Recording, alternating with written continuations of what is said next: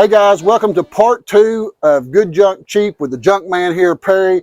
Hopefully you saw the first video where we went through the front part of this property, and we're getting ready to look at some of his tiny houses right now.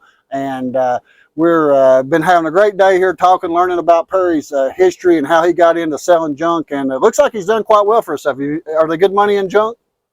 Tremendous money in junk. Tremendous money. Well, it looks like you've done good. We went down and took a few pictures of Perry's house that he built down the road here, and he's got a beautiful house down there. So apparently you've done pretty good at it, I guess. You got to work at it. Got to work at it. Got to work at it. Got to get up and get out. That's it. That's the whole game plan. Yeah. So this is part 2 of Good Junk Cheap with the junk man Perry, and we broke that first video up there because he had so much stuff to look at, and he might have a few more stories he wants to tell us. So don't go nowhere.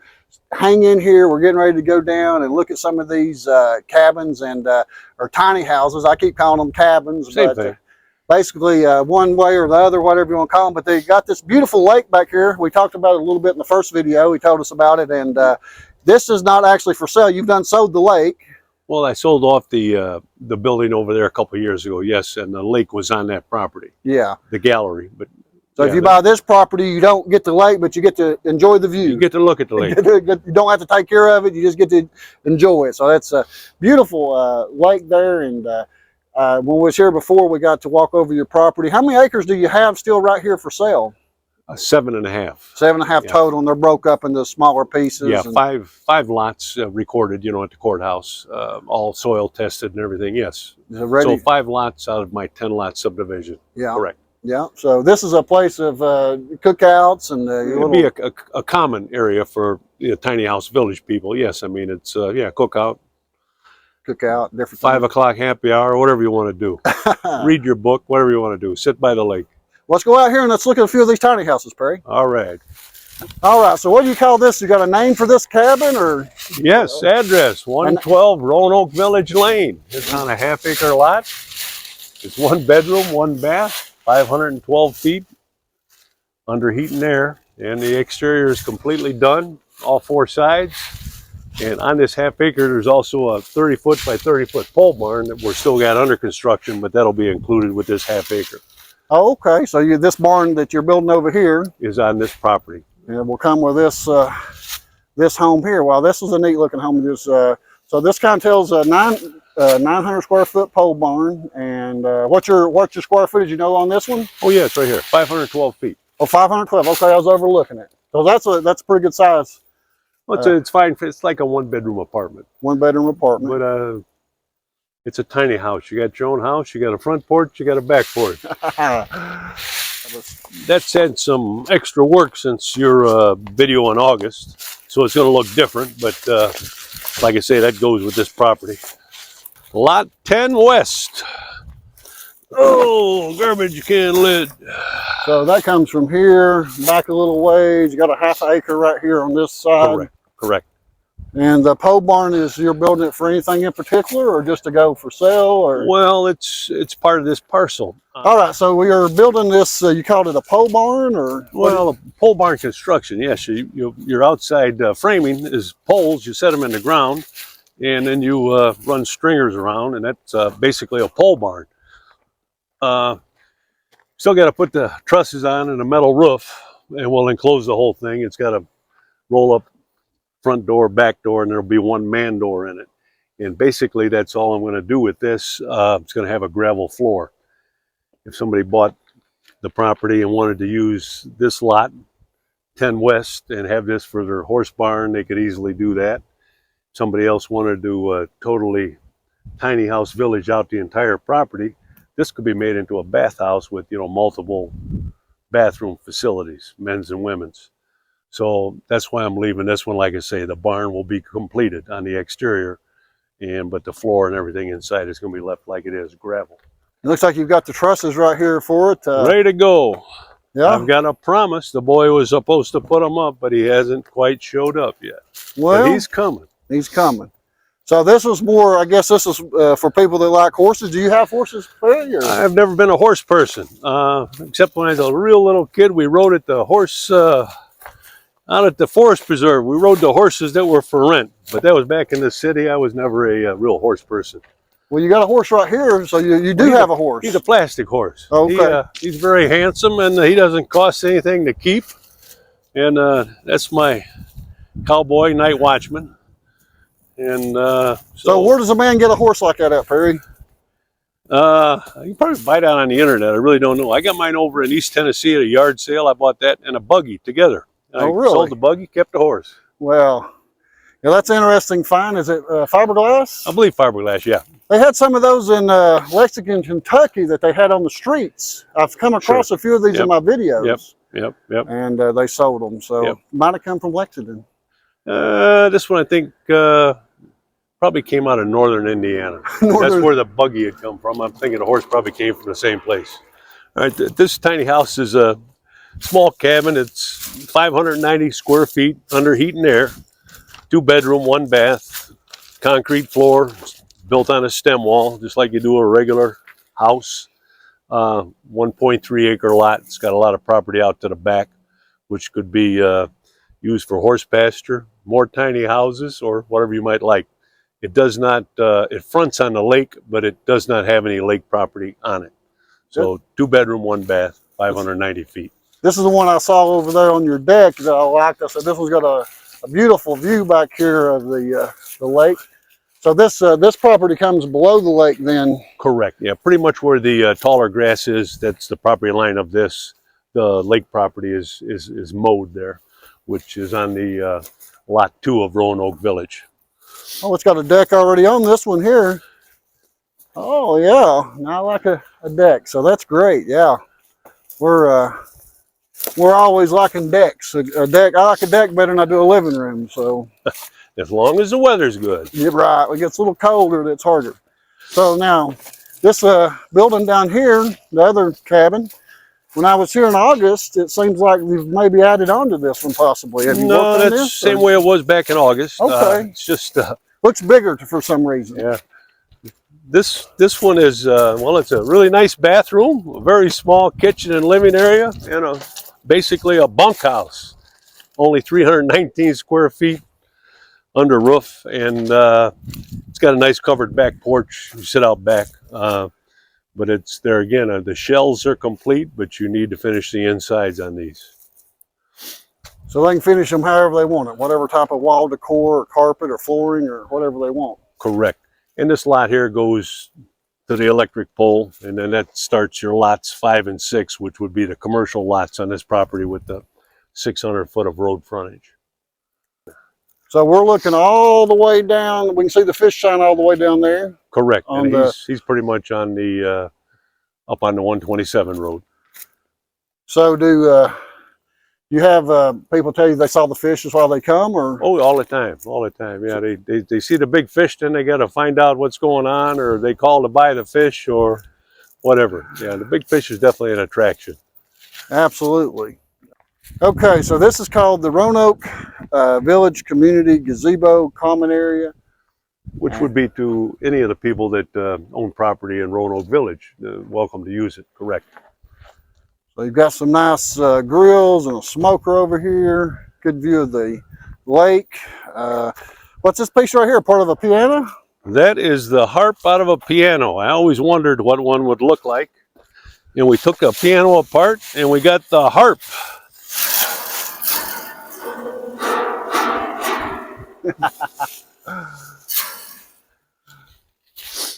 I've heard of other people taking pianos apart and selling the parts as shelves on the inside of them. Oh yeah, there's a lot of parts in a piano, but that's the heaviest one, I'll guarantee you that. Get you. I like stuff like this, Perry. Junk. All right, you're my kind of guy. I've got some actually in my store. I do have some that I have bought, that smaller robots that they put together. Gotcha. So this is something that is of interest to me. I love taking where people takes different things, junk, and make something out of it. Gotcha. So you made this one some time ago, you said, huh? Yep. Built this probably in 2004 down in Florida. Out of pieces and parts. I was having a yard sale day and it got a little boring, so I started making this guy, and it didn't take long because you got the pieces and parts laying all over the place. So anyway, he's just a junk man letting you know that we want your business. You definitely believe in advertising with signs, don't you? Well, it helps. but you got to talk to every customer through the door is the best way to do it. But you got to let them know you're friendly too. So signage a lot of times does that. Speaks for you. That's it. You were showing me some doors that you bought that were new stock. Let's go look at those. I mean, I think people, I thought those was interesting that you found so many of those. This year after the yard sale, I knew Ricky was going to get popular with his doors. And so I went out on a search to try and find him some affordable doors. And way out in the hills, almost to North Carolina, I found a bunch of brand new, these are brand new sheet metal Ford doors. And I mean, they're brand new from the Ford factory. They were in red oxide primer back then, and they were in a warehouse. And like that door there is probably off a 49 or 50 Ford. It's a left rear door. There's a right rear door off of a 53 Ford four-door. And these are all brand new pieces that Ford shipped. Probably went to a dealership. Dealership closed down. This junkyard ended up with them, but they just put them back in a lean-to, and they've been there for, I'm going to say, 40 or 50 years. T-Bird, 65 Thunderbird, left front fender. Same thing, brand new, red primer. It's, you know, but it's great stuff for Ricky to paint on. And you got a sign here we talked about too that you got a pretty decent deal on that, didn't you? That was probably one of my best finds ever here at the 127 sale. First year I set up, the year 2000. People said, "Oh, all the good junk's out. It's gone. It's went away years ago because this is the 14th year of the sale." Well, I'm up shopping in Pall Mall, and a lady had a property there. And within 100 feet of the 127 road, she had some woods, just like is out back here. And she says, "Listen, go back there in that woods. There's a lot of sheet metal, junk, steel I'm getting ready to take to the cruncher." So I go back there and I look, and I find this sign back there. It's a Coke sign, fishtail design, they call that, from the early 60s. But at the time, people took a sign and they made it into what they needed. Of course, this banner did not have this on it, but the bottom of it you can see says repairing and refinishing. So whoever had this sign, they had a refinishing and furniture repair shop. So they hung this sign out front. It was painted on both sides. I only took the paint off the one side because that's all I really needed at the time. But anyway, $5. $5. You take $5 for it today? I need it. It's a personal. Personal. So yeah. So how many of these doors did you say you found all together? 50 or 60. So if somebody needs doors painted, you can handle the work. Now you got the material to do it with. Ricky's got quite a few years supply, I think. Yes. Oh, good. If he does 10 a year, that's enough for 5 years right there. Yeah, right. So well, we got plenty of doors in stock, and people can choose. You know, people come, and if Ricky's going to paint for them, best thing people can do is either bring a picture of maybe what they want their work to look like, or a business card, or a sign, something. Give Ricky an idea, but have a drawing, have something, and he'll work from that. He'll paint them up a real nice door, yes. Yes, and then you got pictures over here of the customers the first years when you were starting to sell on the... Back in the early years, from probably 2000 to 2005 or 6, I used to do happy customers all the time. And so if somebody buys something, I'd take their picture, big smile, and then I'd put them on a poster board and hang them up. And every year people would come back, and they were always looking for their picture from the year previous. I had a lot of fun with it, but it takes a lot of wall space, takes a lot of time, and really haven't gotten back to it in 15 years. Well, you know, I'm looking around. I see a lot of signs that Ricky has painted. Here's is this vinyl? Maybe. No, that's a tin sign. Is that's this one Ricky that he painted. Yeah. Yeah, more junk. I mean, that goes more out back junk. during the... You put a lot of this sale. stuff out by the road to get attention during the... Right, or out back here. Just whatever the sign is for, we make a sign to... So you got... I look right here and I see signs here. I see signs on the back fence back there. All ones that we use, I mean, from year to year. So actually, these signs are kind of iconic now. People might want to just buy these to decorate with. So. I've had people steal my little signs off of the street, the good junk cheap signs. I mean, they try to buy them. I don't want to sell them, but the little teeny ones, good junk cheap with the fish, I mean, people have stolen them off the poles more Yeah. than once. But anyway, that's We kind need of part of the fun. start selling some of them, then they won't steal them there. You see, get you. But yeah, you've got signs all back here that are neat. It's got the fish logo on it. So the fish sign is really a big part of your identity here, I guess, because people driving down the main road. Definitely, yeah. Because you actually turn in off the old. Is this the old? We're on old 127 Old 127. here, but when they put the new 4-lane, they put it over there a little bit, which actually cut this piece of property off of East Fork Stables. And that's once that happened, I was able to buy this property. Otherwise, this property would still be part of East Fork Stables. But that is, like I say, back to 2006. And then after I got it, I subdivided it into 10 building lots, put the roadway in, recorded everything at the courthouse. And over the years, I've sold some cabins, built a cabin, sold a cabin, built a cabin, sold a cabin. And then I sold the big junk store a couple of years ago. But, you know, I've still got 5 lots left here. And, well, there's one tiny house on this parcel that's got the junk store, but there's 3 more tiny houses out back that are all, the outside shells are complete, but they just don't have the interiors in them yet, the electrical and the insulation and the sheetrock. But they're each on their own separate lot, and they're tiny houses, tiny cabins. It's what I had always envisioned with this property, and I've worked to this point, and I'm pretty much I'm in the mood to sell. But if it takes another year to finish them, if I have to, I have to. I never did anything with the main road frontage. I've got 600 feet on the main road out there, and I never developed that at all, other than cutting the roadway through it and clearing the timber off it.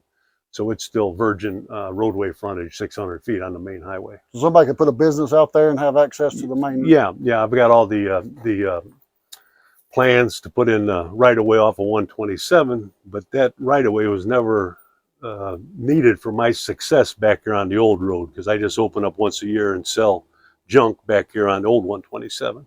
It wasn't necessary for me. I would have pushed harder to put it in, but all the plans are in place to do the job properly and state approved. Well, cool. Let's look at this. You showed me this tiny house right down here. The first one that goes on this property, if somebody wanted to buy this part out, they could have their own little tiny house and business and just live right here and work. You got the little tiny house here that, was this the first one that you built, or? Not really, no, but we put this one in, I think, last summer, and just this kind of goes with the junk store property. It's 240 square feet of living area. You got a little living room, you got a full bathroom, and then there's a bedroom. That looks like a garage, but that's a bedroom behind there, but it's 240 feet of enclosed heatable space. And then you got a porch on top of that on the out front. Like I say, interior, you know, all the studs are in place, but you got to wire it yet and put your insulation and sheetrock. But people have trouble with vision. What's it going to look like? Well, I've given them the vision. In other words, that's a tiny house, that's a tiny house, that's a tiny house, that's a gazebo. And some of your other pictures that you took before back in August, you know, they're all shows what's available here. Yeah, they got some beautiful views, especially on this one right here with that pond in the back. If I was going to buy one, that'd be the one I want. No problem.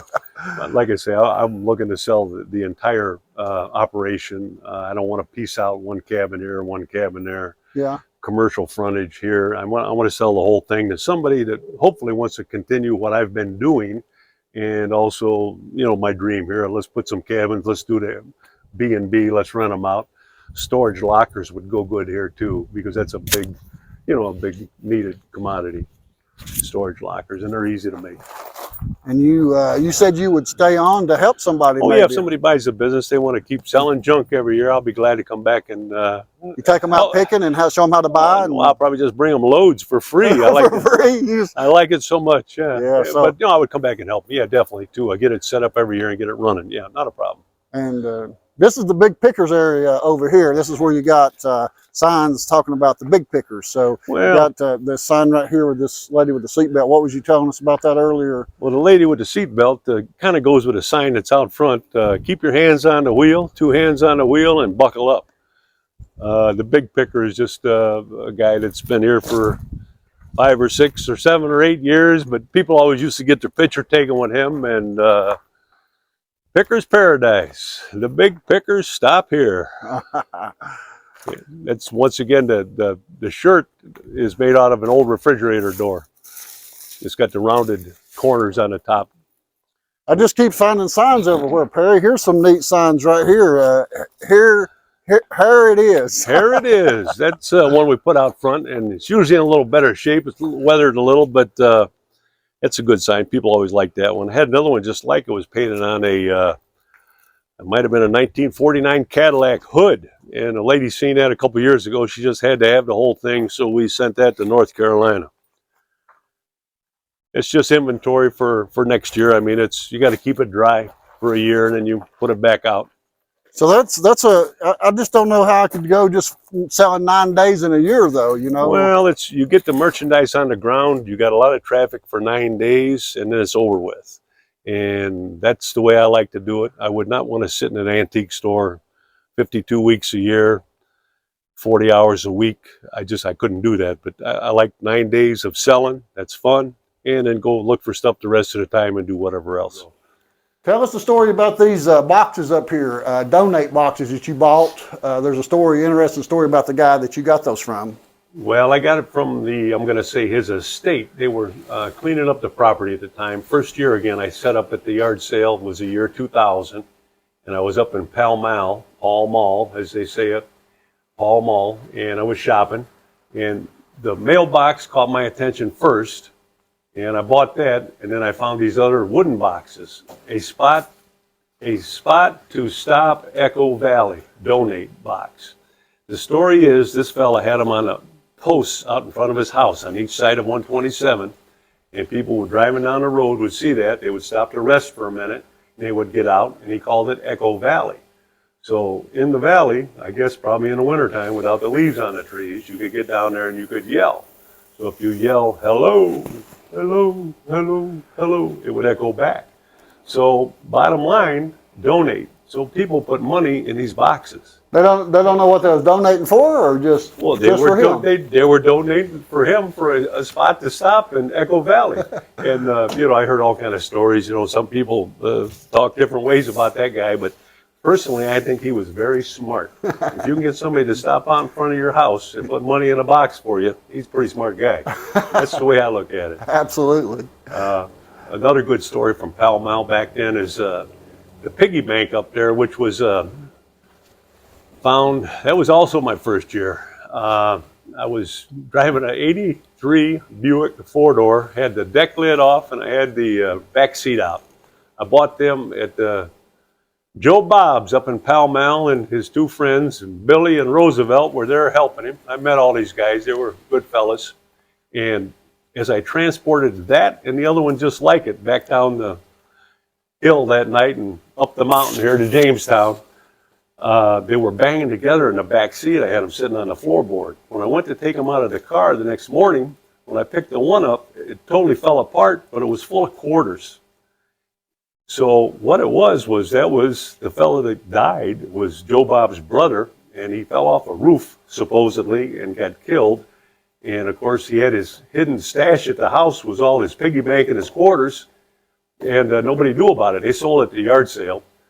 I ended up like a week later, was hanging around at the north end. A friend of mine had a gas station up there on the north end of town, the Cargiles, and those three guys come by, and I give them all the quarters back, and they couldn't believe it. It was about $80 worth of quarters, and he had them in that in one of those two, and I called it his piggy bank. And they were full of sand, newspaper, and the one was full of quarters. I mean, it had $80, I'm going to say, worth of quarters in it. A long time ago. That was the year 2000.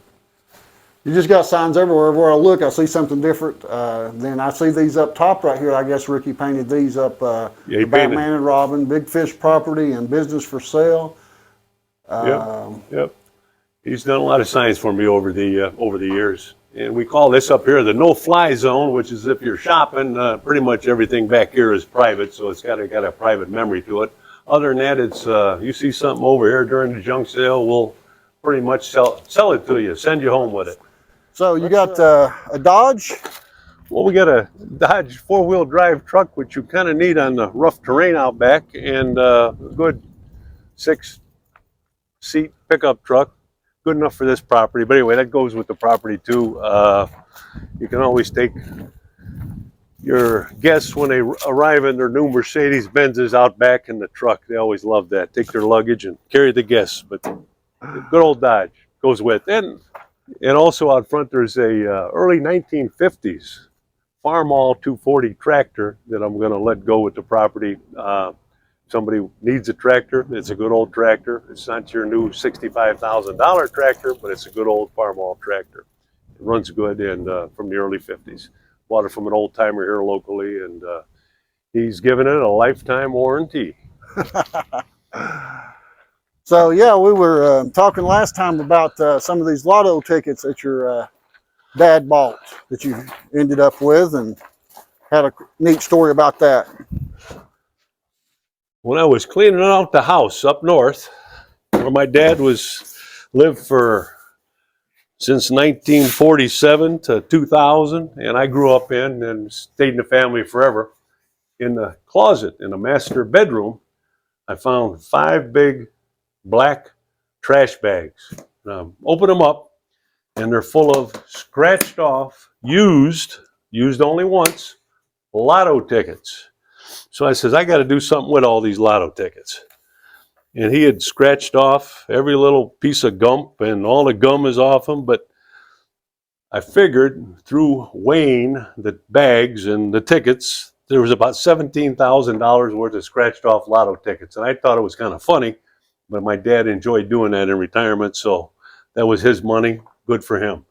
My brother was upset, but I was laughing. He had a lot of winners in there, of course, so that's what keeps you going. But these are the greatest things. And in the old store, I actually made the whole countertop out of the lotto tickets. I put them down and I glued them, and then I put a clear pour resin over the top of them. So it's a very colorful countertop. And we call that Andy's $1 Million Lunch Counter. Well, I'm sure people would like to see that. Can we go look at it? I think I've got the key. All right, let's go look at what you made there. All right.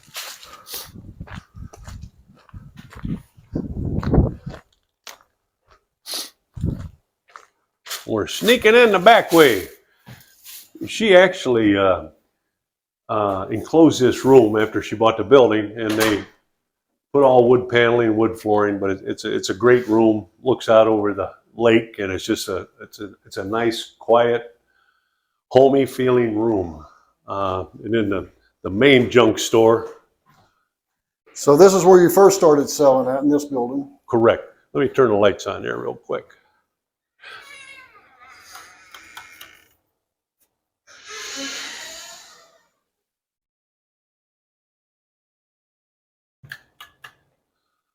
Yeah. Ooh.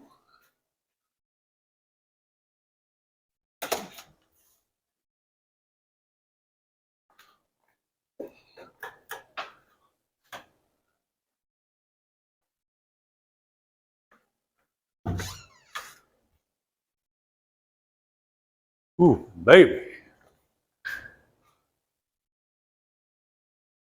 I see why you couldn't take it with you when you sold the place. Yeah, right. You said you made a table or a counter. I wasn't realizing that you made it permanent, a built-in fixture. Yeah. So wow, yeah, that's got some color to it. Yeah. It's very, very unique. But it's that's the lotto. That's $1 million lunch counter. And this took me 4 NASCAR Sunday afternoons to glue all these tickets down. Because you would glue one here, and then one here, then one here, put little pins on each corner and glue them down. Then the next week you would come back, pull those pins, put in more. And it took four Sunday afternoons to do this. And then I put the clear pour resin over the top of it. Very colorful. A lot of memories from my dad. Of course, he's passed away now, but I can see why lotto tickets could get so addictive. They're very colorful, and they just they kind of snap and pop at you. And when you hit and win, it's more fun yet. But this is the old original junk store here, and of course now it's a gallery. Marita lives up in the hills up in Pall Mall, but this is the original junk store. She put in a vinyl floor, of course, to make it more livable. It's actually a living space and a gallery. Another neat piece that I had to leave behind a friend of mine, old timer in Florida years ago, made me a desktop. I built the top, and then he covered it. We covered it with 5,200 pennies. And there again, put that clear pour stuff over the top of it. So we set all the pennies, he did, glued them in place, and then put the clear pour over the top of them. And that's a built-in piece here too that stays in this building. Old guy's name was Joe Salvatore. He was from New Jersey. Good old Now, guy. are these a certain year date, or are they All 1986s? 1986? Yeah. Okay. Every one of them brand new. Was that what year was it made? In 1986. 1986. So.